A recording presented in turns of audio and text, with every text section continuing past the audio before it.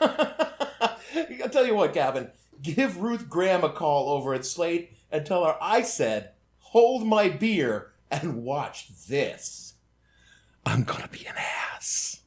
The following podcast contains... So angry, I feel like swearing. Oh, Murray, you wouldn't swear at us. Go f*** yourself, prick. explicit language.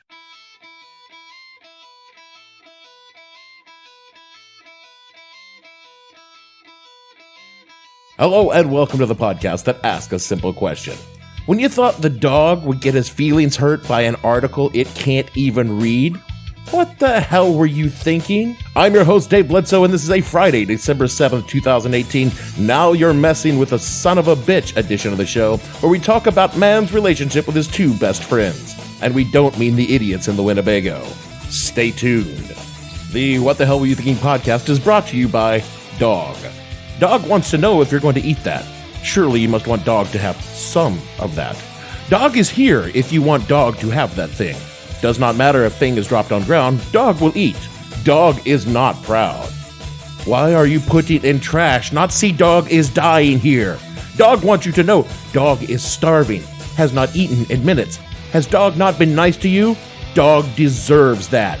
Wait, yes, Dog is going to get that. Oh, yes, thank you. Wait, what is this? Dog does not eat green thing. Ugh, Dog does not like. Dog will eat his own puke, but will not eat that. What else you have for Dog to eat? Dog, he's your best friend. I love every dog I ever had. I remember them all, and I love every one of them. Still love all my dogs, and I've had me a lot of goddamn dogs. In my lifetime, I have had me a bunch of different dogs. Because you do keep getting a new dog, don't you? You just keep getting one dog right after another. That's the whole secret of life. Life is a series of dogs. It's true, you just keep getting a new dog, don't you? That's what's good about them, they don't live too long. And you can go get a new goddamn dog. Sometimes you can get a dog looks exactly like the dog you used to have. Right? You shop around a little bit, you can find a dog identical to your former dog. And that's real handy because you don't have to change the pictures on your mirror or anything. Right? You just bring the dead one into the pet shop, throw him up on the counter and say, give me another one of them. That was real good. I probably shouldn't tell you this since it's like the most common security question in the universe, but my very first dog was a blackish, fluffy poof of a mongrel that I, or perhaps my parents, for reasons unknown, named Pickles. Please don't use that information to hack my 1999 Hotmail account. I've been trying to get past that firewall for months.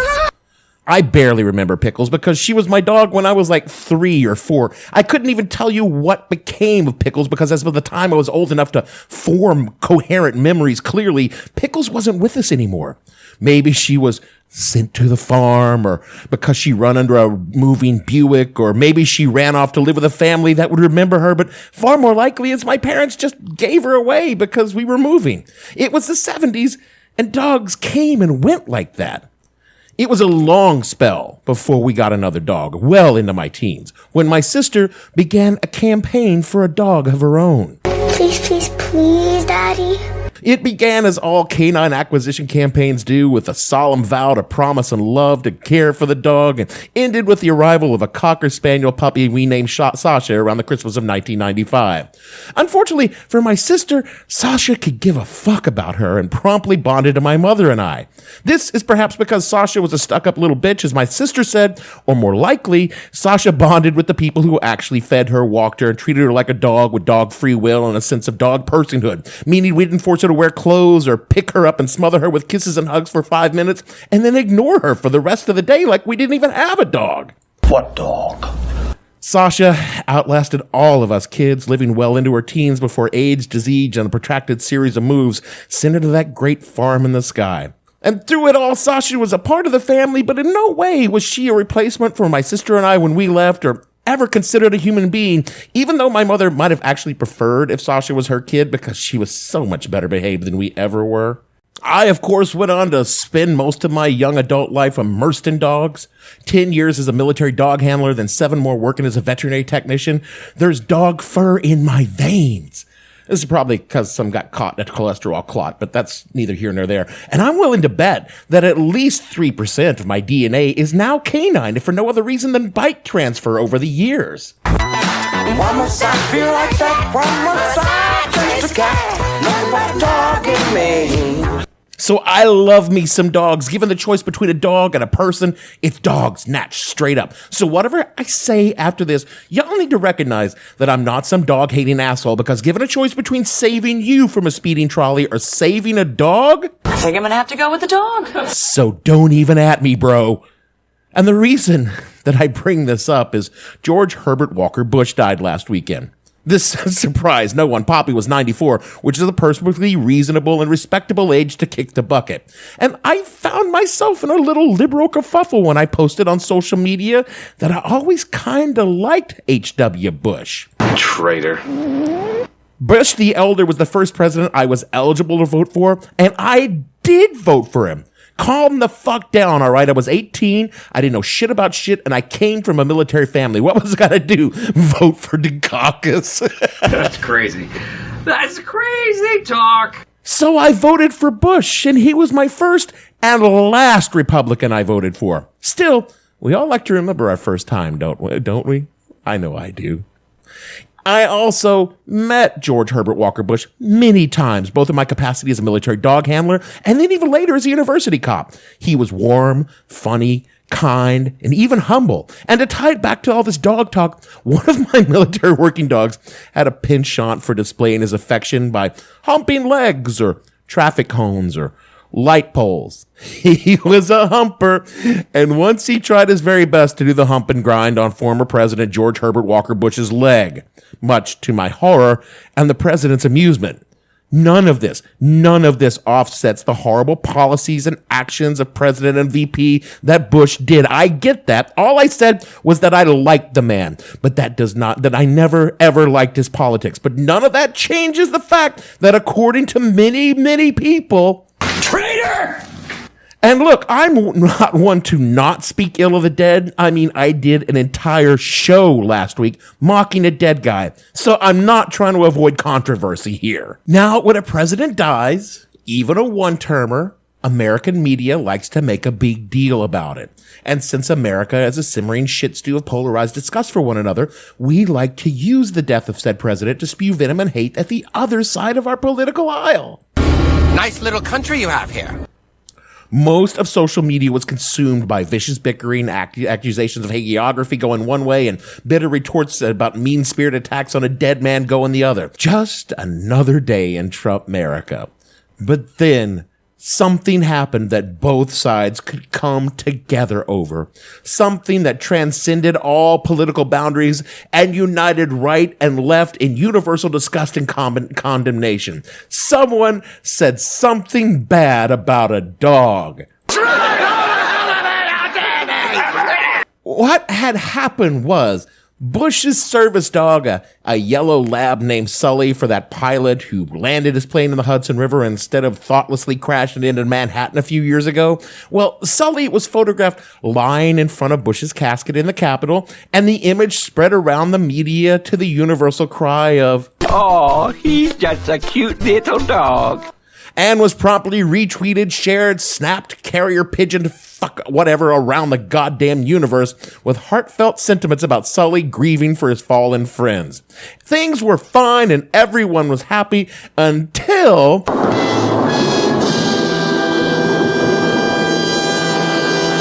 someone said something bad about Sully, and the internet exploded in rage. Slate magazine's Ruth Graham wrote a pretty slatey article on Tuesday titled "Don't Spend Your Emotional Energy on Sully H.W. Bush." What you really need is a great big fat guy with a tuxedo and a top hat who lives in your closet to just jump out. Mistake! The pith of Graham's article was A, Sully the dog wasn't Bush's lifelong companion. Indeed, he'd only been around 6 months. And B, quote, it's a bit demented to project soul-wrenching grief onto a dog's decision to lie down in front of a casket. Is Sully heroic for learning to obey the human beings who taught him to perform certain tasks? Does the photo say something, anything special about this dog's particularly loyalty or judgment? Or is he just there? Unquote. You fell victim to one of the classic blunders. The most famous is never get involved in a land war in Asia. And the second and only slightly less well known is never go against the internet when dogs are on the line. To be clear, Graham in no way stated Sully was not in some way sad at Bush's passing in his doggish way. She took pains to point that out. Quote, "There's nothing wrong with applying sentimentality when it comes to family pets reacting to their owner's death. There's even some preliminary evidence from the small field of comparative thanatology that animals notice death and that some may even experience an emotion we might compare with grief," unquote. What, might you ask, is comparative thanatology? From the Current Biology article that Graham linked to in Slate, quote, "The scientific study of death and dying. Thanatology is an interdisciplinary field of research that includes biological, medical, forensic, and psychological and social perspectives on the end of individuals' lives. Although some definitions restrict thanatology to the study of humans, there has long been interest in the effect of death on conspecific on the emotions and behaviors of other species." Well, that clears things up. None of this stopped the internet from forming mobs and howling for Graham's head on a pike in the form of the dreaded Twitter ratio. Allow me to read you, pod friends, some of the tamer responses to Graham's story from Twitter. Quote, "This is just another author being a shithead for cash. That Sully was only with George H.W. Bush for 6 months makes him sleeping next to his casket all the more amazing, you soulless monster." Oh, okay. This doesn't make y'all look like a petty bitch asses at all. And you are a bunch of idiots who've never had a lucid thought in the last 6 months. And these were all from blue check Twitter, the ostensibly vetted and saner side of Twitter. The average response from the peon sans blue check was more like, Bring forth the stakes! You shall burn for your beliefs! and of course, a huge help into misogyny, death threats, and unnecessary use of the word cunt. You know, just the high level discourse we've all grown accustomed to from Twitter. And of course, Fox News weighed in on the topic with an article titled, "George H.W. Bush's service dog Sully isn't a Democrat or Republican. It's doggone crazy to attack him because you just gotta fucking put the dog bun in there." This drivel goes on and on and on and on until delivering the nut graph of, quote, "Maybe it's a left-wing thing. I just have to ask myself if I've ever seen a conservative commentator make fun of a dead liberal president's pet. Did William F. Buckley Jr. trash President Lyndon Johnson's beagle? Did Walter Lippmann scorn follow the Scottish Terrier after the death of Franklin Delano Roosevelt? It seems that sniping at Sully is just a way to attack the memory of our 41st president." Oh my God, get over yourself! Because Fox and all the rest of you need to understand this one fucking thing. It ain't about politics. There's nothing to do with politics in the least. This inanity is about your idiotic obsession with fucking dogs. What did he just say? Again, I am a former military working dog handler. And hey, look, I just read an article about a military working dog that was killed in action in Afghanistan. Saved the life of his handler and a bunch of other Army Rangers in combat. The story reads, quote, "Mako was killed in action while leading Rangers into a breach of targeted compound on November 24th. Mako's presence and actions inside the building directly caused the enemy to engage him, giving away his position and resulting in the assault force eliminating the threat without injury or loss of life," unquote. You know what that article doesn't say? It doesn't say Mako died a hero or heroically sacrificed his life to save others. You don't know why it doesn't say that? Because Mako's a dog. He did what we trained him to do. He was taught by humans to do a thing that cost him his life, and he did it well so humans could live. Any of my dogs when I was in the military would have done the same thing. Except for maybe fucking Marco. That little prick was an asshole, and I honest to God think he was trying to kill me. Sorry. See, no, I'm doing it myself. My dogs didn't do this because they loved me. I mean, I guess they liked me. I gave them fucking cheeseburgers. But they did it because they were trained to do it by me, a human being. I removed the choice from the equation to benefit me. The dogs don't get a fucking say in this. They just do what we tell them to do because they're dogs and they're great like that. That doesn't make them heroic. That actually makes them a fucking victim of our oppression. But that's not what this podcast is about. And I will go on to say that someone who has spent nearly 30 years of their life living and working among animals, let me unequivocally say this, y'all gotta stop this shit about anthropomorphizing animals. It's fucking unhealthy for you and your pet. This obsession with treating your pets like human beings is killing them, and you are to blame. I cannot count the number of morbidly fucking obese animals that crossed through my veterinary hospitals, often with fucking health nut vegan fuck owners. And when I would point out that their pets were dying from this, they would all say, But I'm afraid I'll hurt their feelings. yeah, I know. And that's why you're fucking killing your pet. Stop fucking treating them like they're children, like they have free will and won't be able to say, oh, please, I would not like that fucking cheeseburger that you're not going to eat, because they always will. Oh, God, and that is just the dysfunctional tip of the iceberg that is human-animal relationships. Let me get real here for a minute. A few weeks ago, I killed my cat Squeak because he had cancer. I lived with Squeak for 12 years, and I loved that cat. My other cat, Pip, lived with Squeak for all but the first 9 weeks of her 9 years on this planet. And you know what? I found myself applying my feelings of loss and grief onto Pip for a little while. And Pip, almost certainly in some sort of cat way, missed Squeak. But you want to know a bigger truth?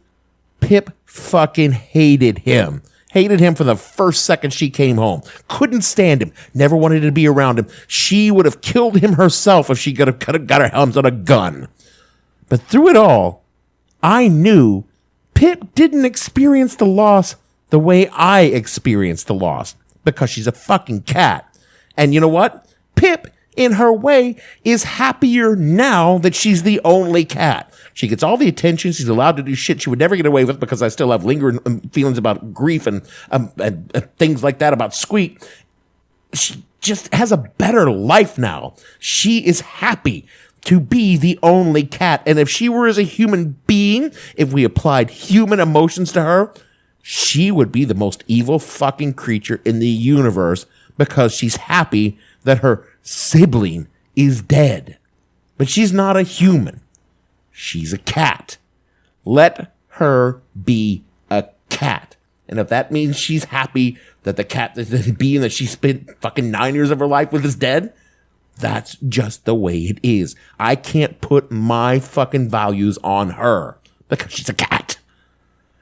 And I'm sure that Sully, in his dog way, feels the absence of the person he was closest to. Is he grieving? Well, I don't know. What's grief? We know that physiologically grief manifests in our bodies through the release of cortisol. It's the stress hormone. And that release is persistent and sporadic, meaning we can be hit by waves of grief long after the original stimulus. Psychologically, grief leaves us withdrawn, listless, decreased in our appetite. In short, it causes depression and feelings of sadness. If you took blood samples from Sully right now, would he demonstrate elevated cortisol levels? I don't know. Is he withdrawn, listless, not eating? I'm willing to bet everything I own that if I chuck a hunk of bacon at Sully, he's going to hoover that shit up because he's a yellow fucking lab, and a lab will eat even after he's been dead for 3 days. Sully is a dog. Sully experiences things as a dog does, not as a Dave does. There are clear demonstrations that some animals experience grief in ways closer to how humans do. Higher order social primates in particular demonstrate many of the same behaviors as humans because, we're really closely related. Elephants display elaborate death behaviors when one of their band dies, indicating they have a sense of self that seems to be required to experience the emotions in a human fashion. Cetaceans. The great fish, mammal, whatever. are documented displaying behaviors that can only be described as mourning. Recently, a killer whale off the coast of Washington state carried her dead calf for 17 days. Even crows will mob a dead crow in what some scientists believe is a grieving behavior. But all of this does not change the fact that we don't know what we see is grief because we lack facts. What I do know is humans love to tell a story. So we apply our feelings, emotions, doubts, and fears onto the animals in our lives and claim they are experiencing what we are experiencing. And that, my fellow humans, is just some bullshit. Beyond the shadow of death, we take it even further. We ascribe emotions to our pet that, frankly, are far, far beneath them. Jealousy? Oh, my dog is jealous of my new boyfriend. Why in the world would you want to demean your dog with such a human failing? Your dog deserves better than that. Or spite. Spite. Oh, God, I heard this one so much. My cat pisses in my shoes out of spite. Good God. Spite is a petty human thing brought on by the worst elements of our humanity. Why in the hell would you ascribe that to your cat? Something that you would find reprehensible in a human. Greed. Greed's another one that gets, especially on dogs. Oh, he's so greedy, he eats his food and his brother. Dude, first of all, unless he is born from the same mother and father, your dog is not, the other dog is not his brother. And second, greed. You tar a dog with an epithet better associated with a shitty real estate developer with daddy issues and a clear dearth of scruples. Don't you even love your dog? All of these complex emotions we label our pets with are better explained by anxiety and by poor training. We allow our pets to get away with shit we wouldn't tolerate from our children. If your 4-year-old shoves their baby brother away from his plate and eats all of his food, you put a stop to that shit toot sweet. But when your dog does it, oh, he's greedy, isn't that cute? It's not cute, it's bad pet training. When a pet exhibits unwanted behavior, it is almost always because the human in the situation is doing something wrong.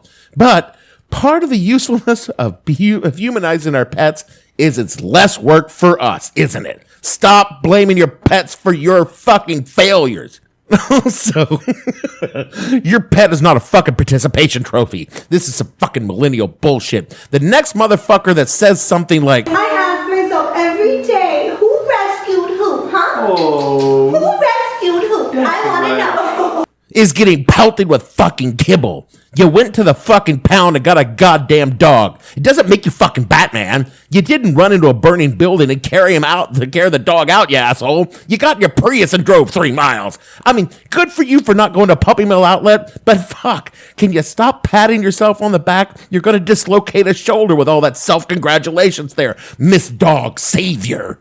And this fucking therapy animal bullshit on fucking planes. Oh, you need therapy, all right, and probably a slap upside the head. I get it. You fucking love your anaconda, but that doesn't mean I want to sit next to his scaly, twisty ass with you on a fucking cross-country coach flight because it makes you feel better, Ace Ventura. Leave your fucking pets at home. I gotta sneeze my ass across the Atlantic Ocean because you got a note from a website that allows to take you alpaca on a fucking Air France, motherfucker? I don't think so. Simple rule. If your disability is that you're an asshole, you don't get to fucking take your fucking pet on the plane there. All right, Dr. Doolittle? What else is pissing me off with you people and your pets?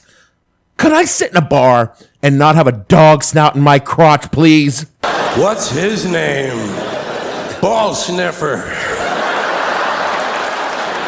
He's a crotch hound. I find that having a strange nose buried in my taint is the sort of thing I kind of want to volunteer for, Brenda. Could you fucking control your dog? Your pets are not as cute as you think they are. They're kind of like your kids in that respect, and not all of us are interested in getting to know fucking whatever their fucking name is. I'm actually fine with getting to know your pet, but I don't want to have to fucking actually talk to you because you're going to go on and on about her fucking backstory like Bella the Bulldog, and she has thousands of Instagram followers.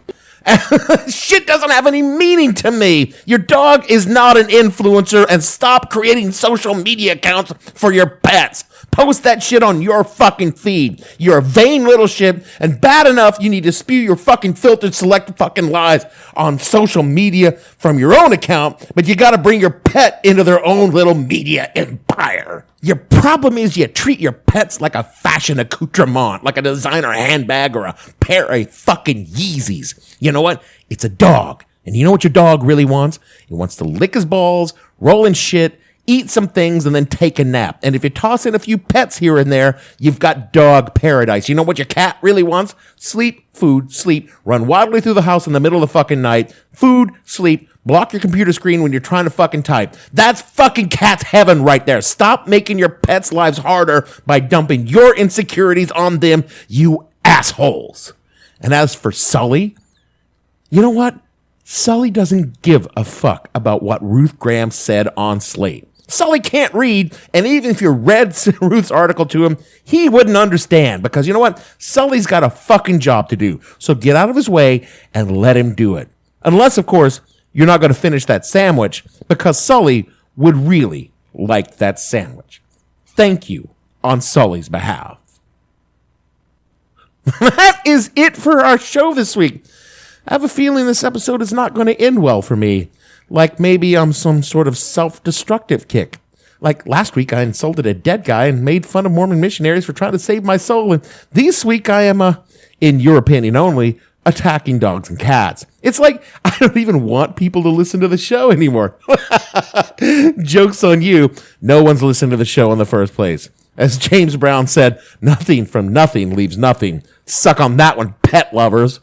If you do happen to hear this show and you want to be sure to hate tweet about it widely, tell everyone what an asshole I am, urge them to listen to the show so they can hate tweet about me too. If I'm going to go down, I'm going to go down on a fucking ratio. Speaking of the ratio, you could increase the number of people who will angrily tweet at me by rating and reviewing the show wherever you find your podcast. This helps others find reasons to never listen to the show again. You know, besides the obvious reasons revolving around it not being very good.